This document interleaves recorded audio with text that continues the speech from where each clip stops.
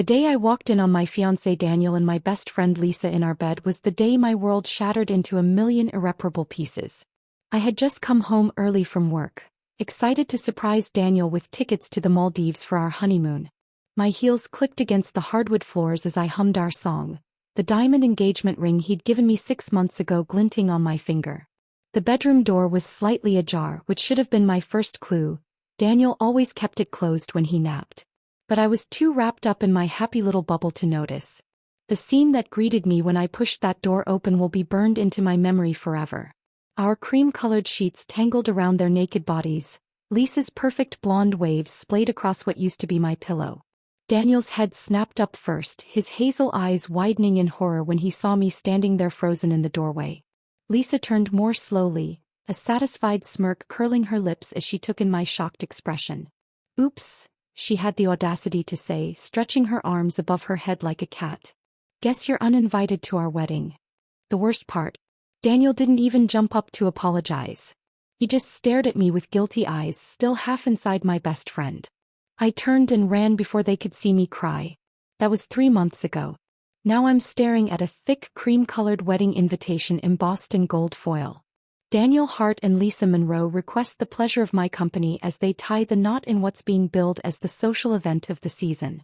My hands shake as I trace their names, the paper stock so thick it could probably stop a bullet. The irony isn't lost on me. This is the exact same design I'd picked out for our wedding before. Everything happened. My phone buzzes with a text from Lisa. "Hope you're not still bitter, babe. Would love to see you there. Bring a date, if you can find one." Followed by the laughing crying emoji. I'm about to throw my phone across the room when another notification pops up. A news alert. Billionaire tech mogul Lucas Carter spotted at Velvet Lounge. The accompanying photo shows an obscenely handsome man in a tailored suit that probably costs more than my annual salary, his dark hair perfectly tousled, storm gray eyes scanning the camera like it's beneath his notice. An idea forms in my mind, wild and reckless and completely unlike me. But then again, the old me died the day I walked in on Daniel and Lisa. The new me? She's got nothing left to lose. 2 hours later, I'm sitting across from Lucas Carter himself in a private booth at the Velvet Lounge, my knees shaking under the table. Up close, he's even more intimidating. His presence seems to suck all the oxygen from the room. "You want me to pretend to be your husband," he says slowly, swirling his whiskey. "To make your ex jealous." I take a gulp of my martini. "Not just pretend. I want us to get legally married. Just for 6 months. Long enough to attend their wedding and send a message." Lucas studies me with those piercing gray eyes, and for a terrifying moment I think he's going to laugh in my face. Then he leans forward, his cologne, something expensive and woodsy, washing over me. "Here's my counteroffer," he says, his voice low. "We get married tomorrow. I'll give you the revenge of your dreams. And in 6 months, if you want out, we walk away, no strings attached." "Why would you do this?" I whisper. A shadow passes over his face.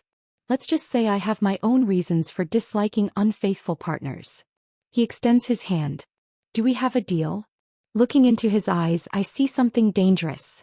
Something that matches the rage still burning in my chest. I take his hand.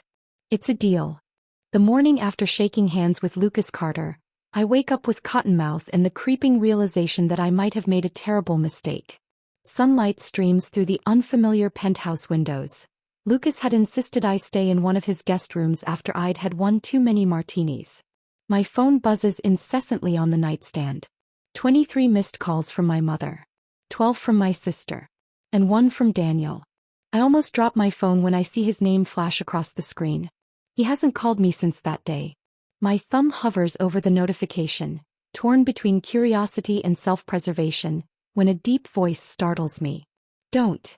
Lucas stands in the doorway, already impeccably dressed in a charcoal gray suit, 2 steaming mugs of coffee in his hands. He sets one down on the nightstand beside me, his eyes flicking to my phone. "Whatever he wants, it's not worth your time." I wrap my hands around the warm mug, letting the rich aroma ground me. "How do you know it's him?" "Because you look like you've seen a ghost." He sits on the edge of the bed, closer than I expect. "We need to talk about our arrangement." My stomach twists. "You're backing out." Lucas's lips quirk in a not-quite smile.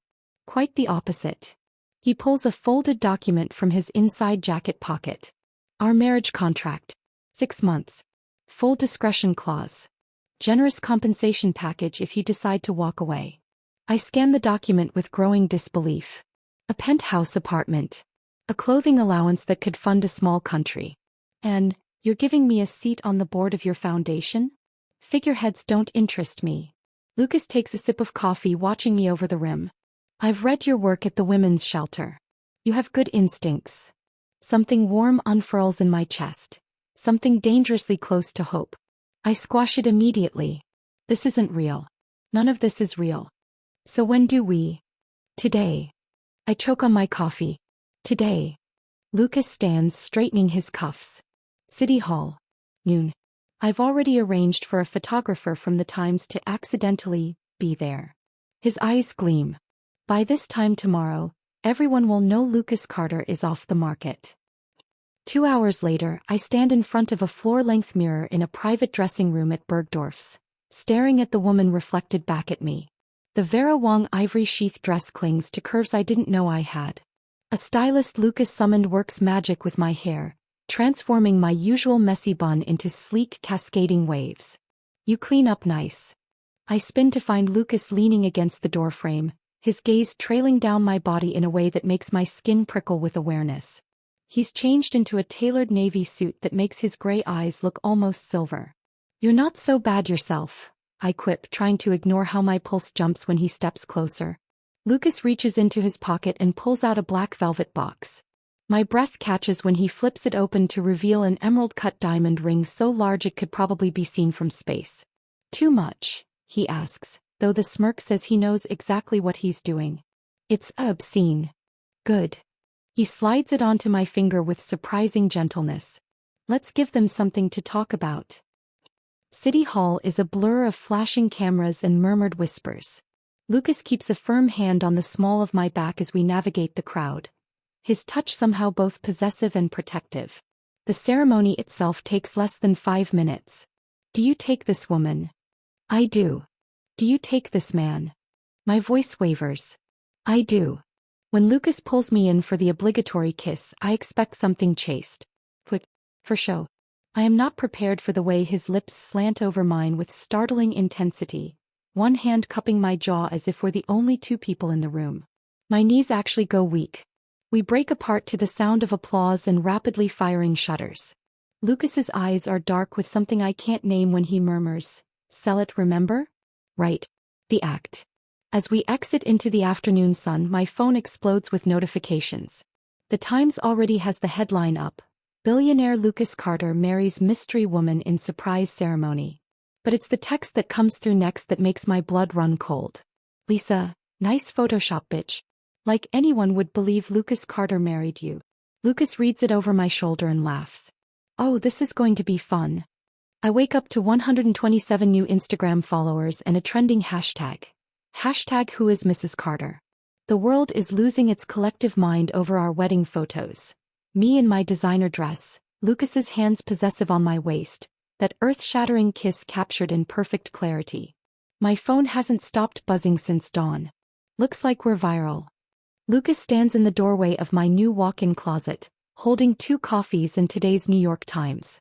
Our wedding announcement takes up half the front page. He's already dressed in what I'm learning is his standard uniform, a tailored suit that probably costs more than my former apartment's rent. I think I'm going to be sick, I mutter, scrolling through the comments. Most are variations of, who is this nobody? And gold digger alert. Lucas plucks the phone from my hands. Stop reading that garbage. He replaces it with a thick binder. Today we start your transformation.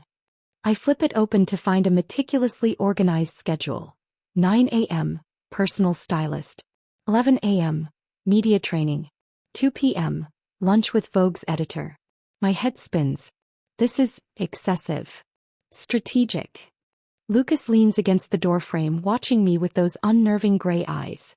By the time we're done, no one will remember you as Daniel Hart's jilted ex. You'll be the woman who landed Lucas Carter. The words should feel like a victory. So why does my chest ache? The stylist arrives promptly at 9, a fierce French woman named Colette who clicks her tongue at my wardrobe. We must burn everything, she declares, tossing my favorite sweater into a discard pile. Lucas watches from an armchair as Colette and her team descend upon me like vultures. They strip away my safe, practical clothes, the wardrobe of a woman who didn't want to be noticed, and replace them with silk, cashmere, and couture. Turn, Lucas commands when they finally let me see myself in the mirror. The woman staring back is unrecognizable. The emerald green dress hugs every curve, the neckline daring but not vulgar. My hair falls in loose waves, my makeup accentuating cheekbones I didn't know I had. Lucas's gaze darkens as he takes me in. Perfect. I don't feel perfect. I feel like an imposter in my own skin. Media training is worse. Again, snaps the consultant after my fifth failed attempt at answering, "How did you meet?" to her satisfaction. Lucas, who's been silently observing, finally intervenes. "Leave us." When the door closes, he moves behind me, his hands settling on my shoulders. "You're overthinking it. How am I supposed to remember all these lies?" I gesture to the script they've given me, a meet-cute at a charity gala that never happened. Lucas turns me to face him. "Then we'll tell the truth. We met at a bar. You were heartbroken. I offered you a deal." My breath catches. "That's worse." "Is it?" His thumb brushes my lower lip, wiping away the nervous bite of my teeth. People love a redemption story. The betrayed woman who caught a billionaire's eye. The way he's looking at me like I'm something precious, something worth wanting, makes my pulse skitter. I have to remind myself this is all part of the act. That night, I'm scrolling through the gossip sites when I stumble upon Lisa's latest Instagram story. A selfie of her and Daniel at our favorite restaurant, her left hand prominently displayed with its new diamond. The caption, "When you upgrade from basic to bespoke ring." My hands shake so badly I almost drop my phone. "Don't." Lucas appears beside me, taking the device from my trembling fingers. He studies the photo, his expression hardening. Let them have their moment. Ours is coming.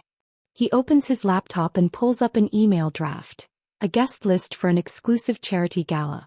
Daniel's law firm is listed as a sponsor. Lisa's new event planning business is handling the decor. "I don't understand," I whisper. Lucas's smile is razor sharp. Our debut as Mr. and Mrs. Carter. And their first look at what they lost. The gala invitation arrives on thick, embossed cardstock, the kind that feels expensive just to touch. My fingers trace the gold foil lettering announcing the annual Children's Hospital benefit, where Daniel's law firm is listed as a platinum sponsor. A post-it note in Lucas's precise handwriting is stuck to the back. "Wear the red dress. I'll handle the rest." I stare at my reflection in the floor-to-ceiling mirrors of my new walk-in closet. The crimson Valentino gown Lucas had delivered this morning hugs every curve like it was painted on. The daring backless design makes me shiver, not just from the cool air against my exposed skin, but from the realization that in 3 hours, I'll be facing Daniel and Lisa for the first time since the betrayal. A knock at the door interrupts my panic spiral. Lucas leans against the frame, already dressed in a tuxedo that should be illegal. His gaze sweeps over me, lingering on the slit that reveals far too much thigh. "Perfect," he murmurs, stepping closer. "They won't know what hit them." I twist my hands in the delicate fabric. What if I freeze? What if I... Lucas silences me with a finger under my chin. "Look at me." His gray eyes burn with intensity. "Remember who you are now. You're not the woman they walked all over. You're mine." The possessiveness in his voice sends an unexpected thrill through me. The gala is being held at the Museum of Modern Art, where Lisa's fledgling event company has transformed the space into a winter wonderland, complete with fake snow and an ice sculpture that probably costs more than my old yearly salary. Paparazzi line the red carpet, their flashes exploding like fireworks as we step out of the town car. Lucas's hand settles possessively at the small of my back. "Ready?" I take a deep breath. "Let's give them a show." The whispers start the moment we enter the grand hall. "Is that Lucas Carter? Who's the woman with him? Wait, isn't that Daniel Hart's ex?" I spot Daniel near the champagne fountain, his arm draped around Lisa's waist as she preens in a too-tight silver gown. The moment they see us, Lisa's perfectly Botoxed forehead actually wrinkles in confusion. Daniel's champagne flute slips from his fingers, shattering on the marble floor. Lucas tightens his grip on me as we make our way toward them. Darling, he says loudly enough for nearby guests to hear, isn't that your old friend? The one who was so supportive during our engagement. Lisa's smile is more of a grimace. What a surprise. Her beady eyes rake over my dress, my diamond necklace, the way Lucas can't seem to stop touching me. I didn't realize you two were serious. Oh, we're very serious. Lucas presses a kiss to my temple that makes my toes curl. In fact, before he can finish, Daniel finally finds his voice. Mr. Carter. I had no idea you knew that is my fiancé's friend. Lucas's smile turns glacial. Daniel Hart. Yes, I've heard all about you. There's something dangerous in his tone that makes Daniel blanch. Though I believe you and I have met before. The Stanford ethics investigation, wasn't it? Daniel's face turns the color of spoiled milk. That was a misunderstanding. Lisa looks between them, confused. What investigation? Just then a server appears with a tray of champagne. Lucas plucks 2 glasses, handing one to me. To new beginnings, he toasts, clinking his flute against mine with a smirk. And to karma. As we walk away, I glance back to see Lisa hissing at Daniel while he wipes sweat from his brow. My stomach twists with equal parts satisfaction and lingering hurt. Lucas notices and leans down, his lips brushing my ear. This was just the opening act, sweetheart. The main event is still coming. The morning of Daniel and Lisa's wedding dawns with an ominous gray sky, the kind of weather that promises either a cleansing storm or complete devastation. I stand at the floor-to-ceiling windows of our penthouse, watching rain streak the glass like tears. My stomach churns at the thought of facing them again, this time on their turf on what should have been my wedding day. Lucas's reflection appears behind me, his hands coming to rest on my bare shoulders. Nervous. His breath is warm against my ear as he presses a kiss to the sensitive spot beneath my lobe. I close my eyes, leaning back into his solid chest. Terrified. He turns me to face him, his storm-gray eyes blazing with intensity. Don't be. Today we rewrite the narrative. He holds up a black garment bag with a smirk. I had something special made for you. Inside is a dress that steals my breath. A sleek off-the-shoulder Givenchy gown in deepest black. The fabric shimmers subtly with each movement, like moonlight on dark water. It's elegant, powerful, and utterly inappropriate for a wedding. I raise an eyebrow. Black. Lucas's grin is downright predatory. You're not here to celebrate their union. You're here to bury the past. The church is exactly where Daniel and I had planned to get married. St. Patrick's Cathedral with its towering spires and vaulted ceilings. The irony isn't lost on me as our town car pulls up behind a line of limousines. Paparazzi swarm the perimeter, their cameras flashing like lightning. Lucas steps out first, looking devastating in a custom Tom Ford tuxedo with a black silk tie. When he offers me his hand, the crowd erupts in whispers. I rise from the car like a phoenix from ashes, my black gown a stark contrast to the pastel-clad guests. Oh my God, is that Lucas Carter? And is that his wife? Wait, wasn't she engaged to the groom? Lucas tucks my hand into the crook of his arm as we ascend the stone steps. Heads are turning, darling, he murmurs. Just like we planned. Inside, the scent of white roses and gardenias overwhelms me, the exact flowers I'd picked for my wedding. Every detail is a twisted mirror of what might have been. Guests gawk as we take our seats in the back pew, their whispers buzzing like angry hornets. Then the music changes and Lisa appears at the end of the aisle in a puff of tulle and lace. Her eyes lock onto mine as she processes my presence, her step faltering. Daniel, waiting at the altar in his morning suit, follows her gaze, and promptly chokes on air when he sees us. Lucas squeezes my hand. Watch this, he whispers. As the organ swells, Lucas stands, drawing every eye in the cathedral. With deliberate slowness, he removes his jacket and drapes it over my shoulders, his fingers lingering at my collarbone. The message is clear. I'm taken. And she's mine. Lisa's face turns an alarming shade of puce. Daniel looks like he might vomit. The priest clears his throat awkwardly. Shall we proceed? We skip the receiving line. Lucas insists we have better places to be, but corner Daniel outside the reception hall as he sneaks a cigarette. Still smoking when you're stressed, I see, I comment, enjoying how he jumps at the sound of my voice. Daniel's eyes dart between us like a trapped animal. What are you doing here? Lucas steps forward, looming over my ex with quiet menace. We wouldn't have missed it for the world. He pulls an envelope from his inside pocket. Our wedding gift. Daniel opens it with trembling hands and pales. It's a photograph of Lucas and me at City Hall, my emerald-cut diamond catching the light. The date stamp shows we married exactly 1 week after he and Lisa got engaged. You moved on that fast? Daniel's voice cracks. Lucas smiles, all teeth. Funny how life works, isn't it? He leans in close. By the way, Stanford says hello. At that, Daniel actually staggers back. You can't. Oh, but I can. Lucas straightens his cuffs. And I will. Enjoy your wedding night, Daniel. It might be your last as a free man. With that, he leads me away, leaving Daniel hyperventilating against the stone wall. In the car, I finally exhale. What was that about, Stanford? Lucas's jaw tightens. That's a story for another time. He presses a button to raise the privacy screen before turning to me with smoldering intensity. Right now, I believe we have our own wedding night to celebrate. His mouth crashes down on mine, and for the first time I kiss him back without pretending. The morning after Daniel and Lisa's wedding, I wake up tangled in 1,200 thread count sheets with Lucas's arm draped possessively over my waist. Sunlight streams through the penthouse windows, illuminating the scattered evidence of last night's celebrations. My lips are still swollen from his kisses, my body deliciously sore in places I hadn't known could feel this way. I carefully extract myself, slipping into one of Lucas's discarded dress shirts. My phone, abandoned on the nightstand last night, now buzzes with enough notifications to power a small city. 147 new messages. 83 missed calls. At you trending on Twitter. I tap the screen and my breath catches. Hashtag Carter Wedding Night is trending worldwide. The first photo loads.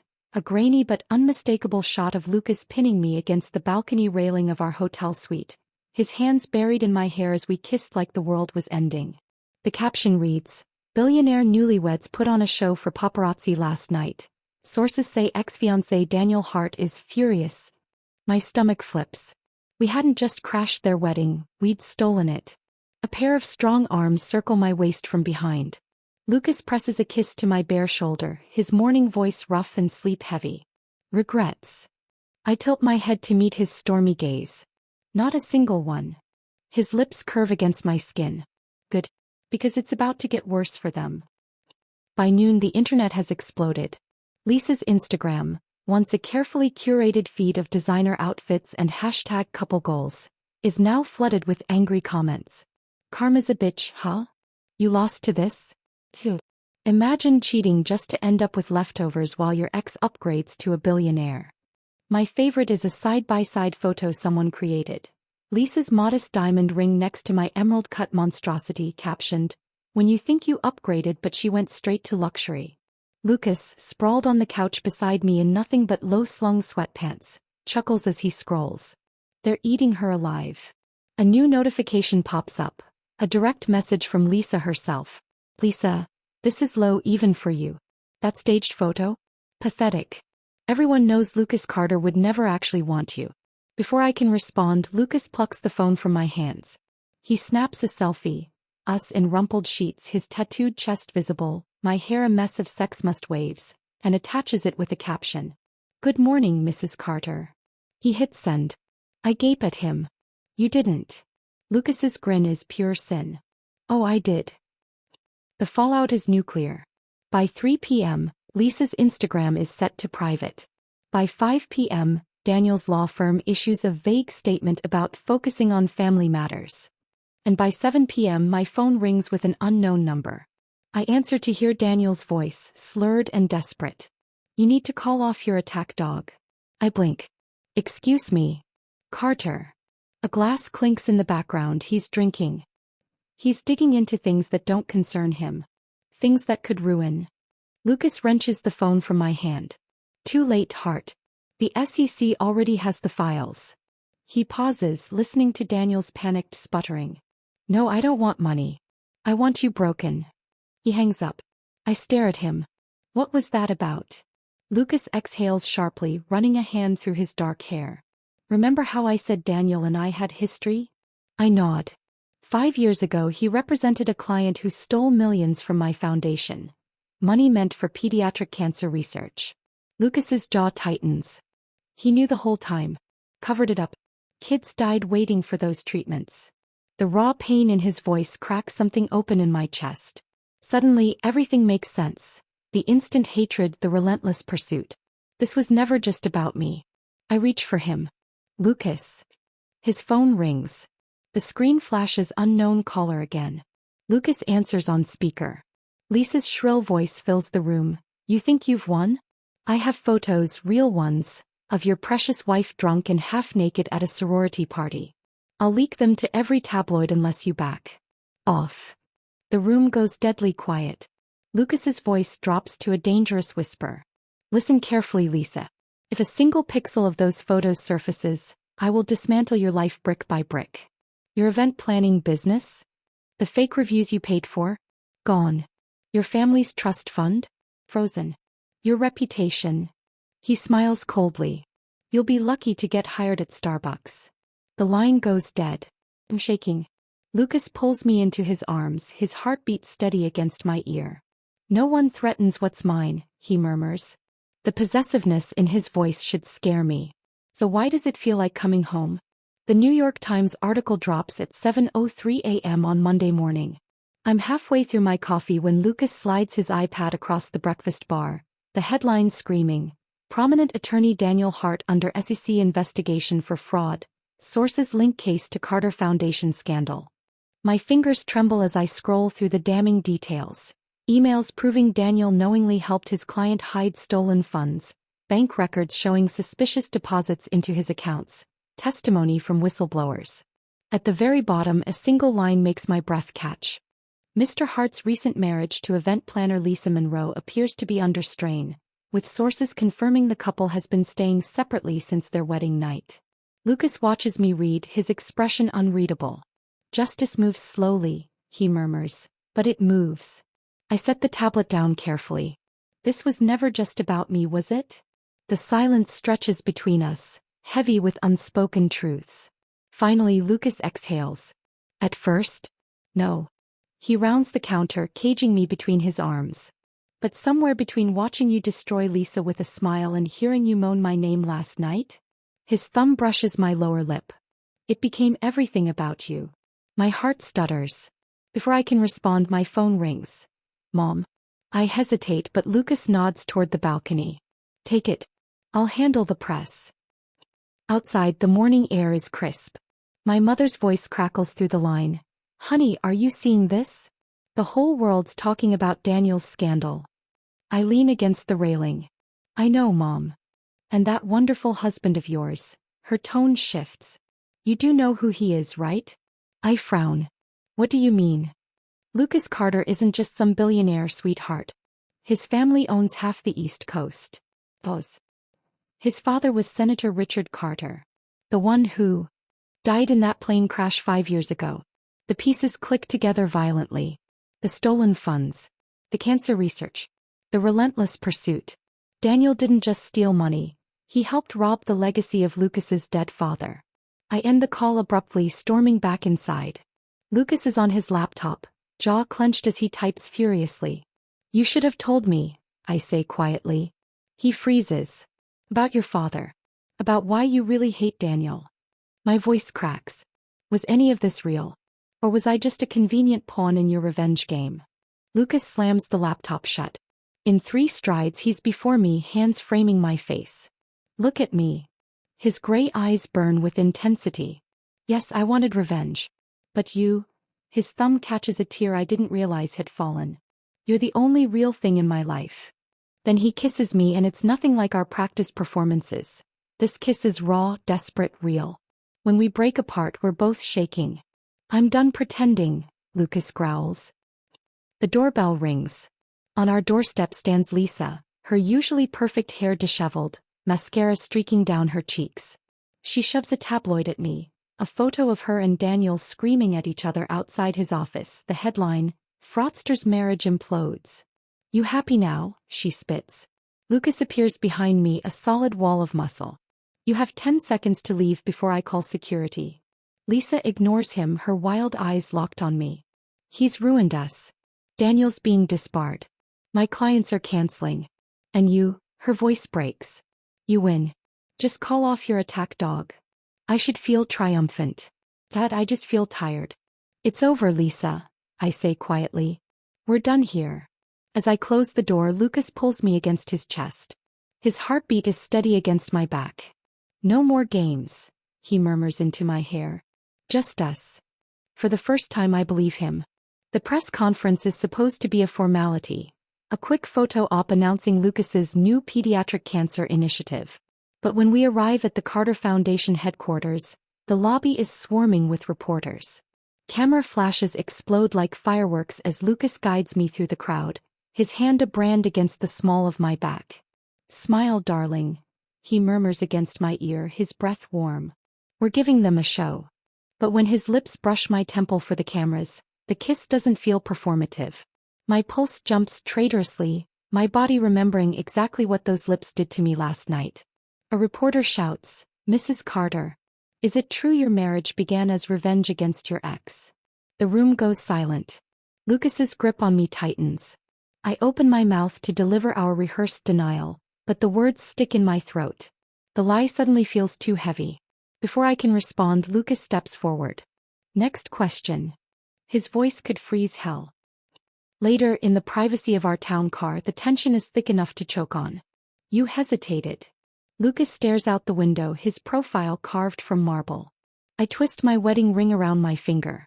I didn't expect that question. Bullshit. He turns those storm gray eyes on me. You're having second thoughts. The accusation stings. I'm not the one who started this as a revenge scheme. The words hang between us like a grenade with the pin pulled. Lucas's jaw clenches. That's not what this is anymore. Then what is it? My voice cracks. Because I can't keep pretending. The car jerks to a stop at our building. Lucas is out the door before the driver can open it, stalking toward the elevators like a man possessed. I chase after him, my heels clicking furiously against the marble lobby. We don't speak until the penthouse door slams behind us. Lucas yanks off his tie, his chest rising and falling rapidly. You want to know what this is? He advances on me, backing me against the wall. This is me wanting you so much it's fucking with my head. His hands frame my face. This is me forgetting it's supposed to be pretend. Then his mouth crashes down on mine and any thought of pretending evaporates. This kiss is all teeth and desperation, his hands dragging down my body like he's memorizing every curve. When he lifts me against the wall, I wrap my legs around his waist without hesitation. Tell me to stop, he growls against my throat. I dig my nails into his shoulders. Don't you dare. We don't make it to the bedroom. Lucas lays me down on the living room rug, his worshipful hands stripping away my clothes like priceless artifacts. The afternoon sun paints gold stripes across his back as he moves over me, his eyes dark with something far more dangerous than lust. Afterward, as we lie tangled together on the floor, he traces idle patterns on my bare shoulder. We should probably talk about this. I press my lips to his racing pulse. Later. Because right now, in this sunlit bubble of afterglow, I don't want to analyze what we've become. I just want to exist in this moment where the lines between pretend and real have blurred beyond recognition. My phone buzzes across the room. Lucas reaches for it, his expression darkening as he reads the screen. Lisa's going public with an exclusive interview, tomorrow. He shows me the TMZ alert. Jilted best friend tells all. The truth about the Carter marriage. I sigh, resting my head on his chest. Let her talk. Lucas's arms tighten around me. Oh, I have a better idea. He rolls us over until he's looming above me, a wicked grin curving his kiss-swollen lips. How do you feel about a tropical getaway? As his mouth descends on mine again, I decide the world can wait. The private jet touches down in Bora Bora at dawn, the turquoise lagoon glittering below us like liquid sapphire. Lucas insisted on this impromptu getaway after Lisa's interview announcement, whisking me away before the media storm could fully erupt. Welcome to your escape, he murmurs, pressing a kiss to my bare shoulder as we descend the stairs. The tropical air is thick with the scent of salt and plumeria. Our overwater villa is a fantasy of glass floors and infinity pools, so luxurious it makes my old life seem like a distant dream. Yet as I unpack my suitcase, my hands tremble around the folded fabrics. "You're worrying about the interview," Lucas observes, coming up behind me to still my hands with his own. I turn in his arms. "What if she doesn't matter?" His thumb brushes my lower lip. "Nothing they say can touch us here." But as the sun sets, my phone lights up with a dozen notifications. Lisa's interview has dropped. Page 6 exclusive. I was betrayed first. Lisa Monroe's shocking claims about the Carter marriage. The article is worse than I imagined. Lisa spins an elaborate tale about how I neglected Daniel for years, how Lucas and I were secretly having an affair long before our marriage, complete with doctored text messages and out-of-context photos. Baker. That emerald ring? Daniel was going to buy it for me before she stole the design. Lucas reads over my shoulder, his body tensing like a coiled spring. She's delusional. I'm about to respond when my phone rings. Daniel. Against my better judgment, I answer. His voice is ragged. "You need to stop her. She's going to release." Lucas snatches the phone. "Whatever dirt Lisa thinks she has, I suggest she keeps it to herself. Pause. Unless she wants to join you in federal prison." He hangs up, then pulls me into a crushing embrace. Enough of their drama. His lips find mine hot and demanding. "Let's give the paparazzi something better to photograph." The next morning we're splashed across every gossip site. Lucas carrying me through the surf at sunset, our passionate kiss captured in perfect clarity. The headlines write themselves. "Newlyweds in paradise. Lisa who?" Carter's put scandal behind them with steamy getaway. Lisa's interview is already old news, buried under the avalanche of our tropical romance. Yet as I lounge by the infinity pool watching Lucas emerge from the ocean like some Greek god, my chest tightens with an unfamiliar emotion. This isn't pretend anymore. The way he looks at me, like I'm the only woman in the world, it's not for the cameras. He joins me on the lounger, dripping seawater onto my skin. "Penny, for your thoughts?" I trace the droplets down his chest. "Just thinking how strange it is. I came to you for revenge, but somehow you became my everything," he finishes, his voice rough. Under the tropical sun with the waves singing their endless song, we don't need words. The way our bodies fit together says it all. The moon hangs heavy over Bora Bora's lagoon, casting silver ribbons across the water as Lucas leads me down the private dock. It's past midnight, the resort asleep except for the whispering palms and our bare feet against warm wood. "Where are you taking me?" I laugh as he tugs me forward, the ocean breeze carrying the scent of his expensive cologne. Lucas doesn't answer, just flashes that wicked grin that makes my stomach flip. At the dock's end he scoops me into his arms without warning and jumps. We plunge into the warm lagoon, surfacing in a burst of laughter and salt water.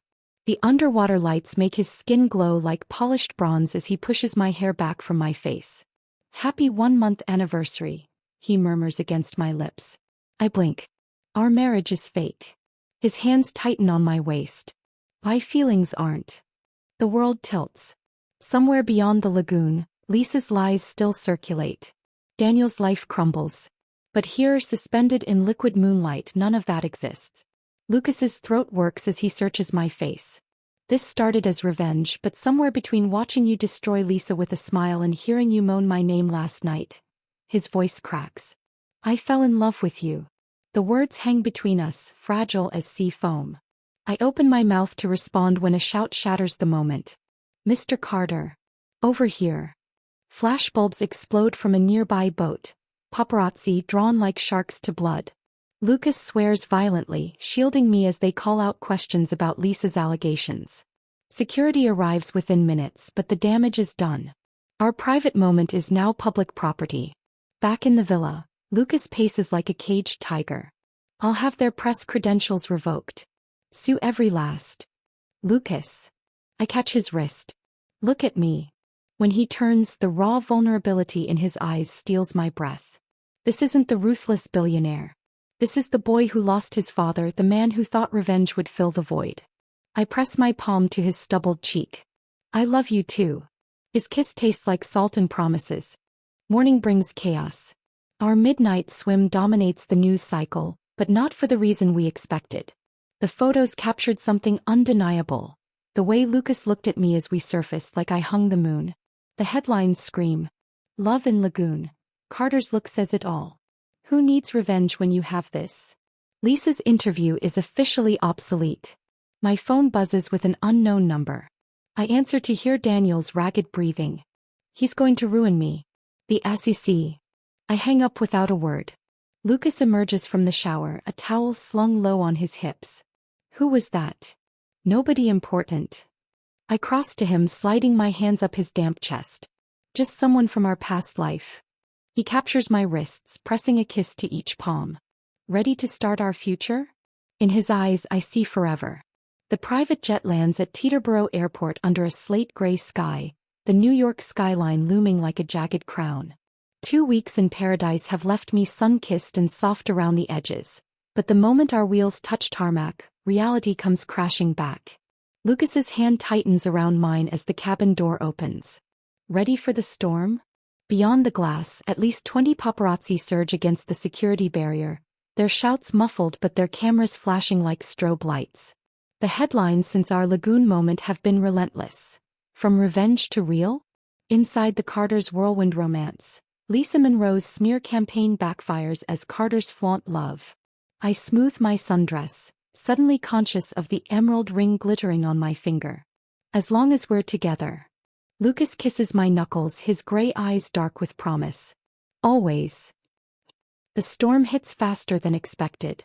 We're barely through the penthouse door when Lucas's phone rings. His lawyer's voice crackles through the speaker. Heart's trying to make a deal. Names for leniency. Lucas's jaw clenches. Who? Lisa. I freeze halfway through pouring coffee. Of course Daniel would throw her under the bus. Some part of me should feel vindicated, but all I taste is ash. Lucas hangs up and pulls me onto his lap. He's desperate. I trace the worry lines between his brows. What happens now? Now, he murmurs against my lips, we end this. The federal courthouse is a circus. Reporters swarm the steps as we arrive, shouting questions about Daniel's impending plea deal. Inside, the air smells of lemon polish and stale coffee. Daniel sits at the defendant's table, his once pristine suit hanging loose on gaunt shoulders. When he sees us enter, Lucas's hand possessive at the small of my back, his face crumples. Lisa is conspicuously absent. The hearing is swift and brutal. Daniel pleads guilty to 3 counts of fraud, his voice breaking as he admits to helping siphon millions from Lucas's foundation. The judge sets sentencing for next month, but the gavel might as well have been an executioner's axe. As marshals lead Daniel away in handcuffs, he locks eyes with me. I'm sorry, he mouths. Lucas stiffens beside me, but I just turn away. Some apologies come too late. That night, as I'm slipping into bed, my phone lights up with a call from Lisa. Against my better judgment, I answer. Her voice is raw, like she's been crying for days. You won. Are you happy? I watch Lucas through the bathroom door, the steam curling around his naked torso as he brushes his teeth. Actually, I say quietly, I am. Lisa's breath hitches. Daniel's throwing me to the wolves. Says I knew about the stolen money. Pause. I didn't. For the first time in months, I feel nothing looking at her contact photo. No rage, no hurt, just pity. Then you should get a lawyer. I hang up as Lucas emerges, water droplets clinging to his chest. Everything okay? I set the phone aside. Just closing a chapter. He crawls into bed, pulling me against him until my back meets his chest. His lips find the sensitive spot below my ear. Ready to start ours? In the dark, with his arms around me, the answer is easy. 1 year later, I stand in the exact same courthouse where Daniel was sentenced, but today the air hums with celebration instead of condemnation.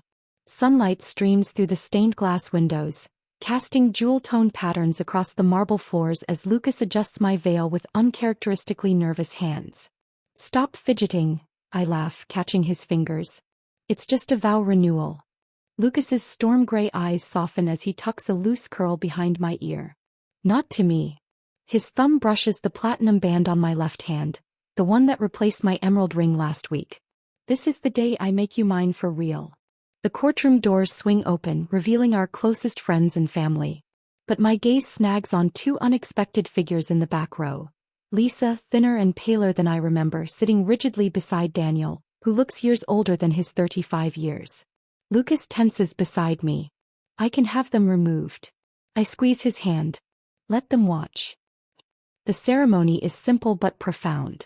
When the judge asks Lucas to repeat his vows, his voice cracks on the words, "I vow to love you without pretense, without schemes, just as you've loved me." Tears blur my vision as I recite my own promises, my fingers trembling in his. This time there are no contracts, no revenge plots, just two broken people who somehow forged something whole. As the judge pronounces us renewed, Lucas sweeps me into a kiss that has our guests cheering. Over his shoulder I catch Lisa's expression. Not anger, not bitterness, but something startlingly close to regret. Daniel doesn't meet my eyes at all. The reception at our penthouse is in full swing when Lucas leads me onto the terrace, Manhattan glittering below us like a fallen galaxy. "Look up," he murmurs. A drone light show explodes across the night sky, forming intricate patterns that resolve into two words. Always you. Lucas turns me to face him, his hands warm against my cheeks. No more games. No more revenge. Just us. He presses his forehead to mine. I meant what I said in Bora Bora. You're my everything. I kiss him then, pouring a year's worth of tangled emotions into it.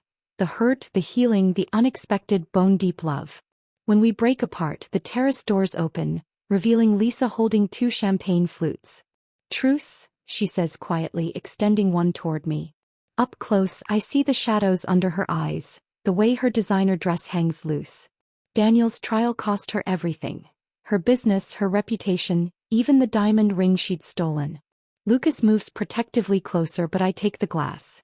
"To new beginnings," I say, clinking mine against hers. Lisa's eyes well with tears. She quickly blinks away. "You deserved better than how I treated you." She glances at Lucas, then back to me. "But I'm glad you found it." As she disappears back inside, Lucas exhales sharply. "You're a better person than I am." I lean into his embrace. "Good thing one of us is." Later, as our guests dance under the stars, Lucas spins me onto the balcony, away from prying eyes.